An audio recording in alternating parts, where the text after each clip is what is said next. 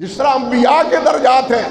صحابہ کرام رضوان اللہ علیہ مجمعین کے بھی درجات ہیں، اور ان درجات میں صحابہ کرام میں سب سے افضل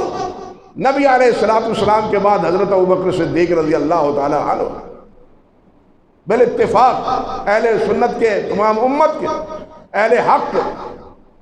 صحابہ کرام رضوان اللہ علیہ مجمعین کے نزدیک بھی سب سے افضل کون ہے؟ حضرت ابوبکر صدیق، دوسرے نمبر پہ حضرت عمر فاروق، تیسرے نمبر پہ حضرت عثمان غنی ہے،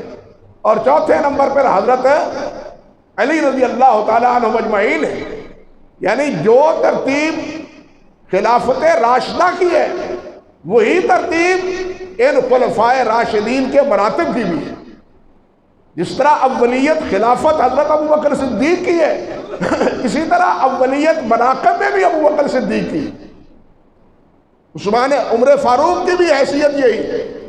اور حضرت عثمان کی بھی یہی، اور ان کے بعد حضرت علی کی بھی یہی رضی اللہ تعالی عنہ مجمعین۔ بلکہ حیرانی کی بات ہے،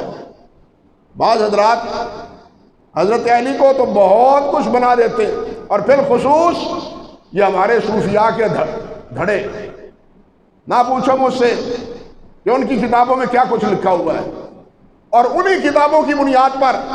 اخبارات کی زینت کیا بنایا جاتا ہے، جن کا کوئی سر پیر نہیں، سب جھوٹ پہ مبنی، صداقت پہ مبنی ہی نہیں۔ سچائی اور صداقت پہ یہی بات مبنی ہے جو میں نے آپ سے پہلے عرض کی ہے۔ ابوبکر صدیق، حضرت عمر، حضرت عثمان، حضرت علی رضی اللہ تعالی عنہ مجمعین، ان تمام کا خلافت میں بھی یہی درجہ ہے،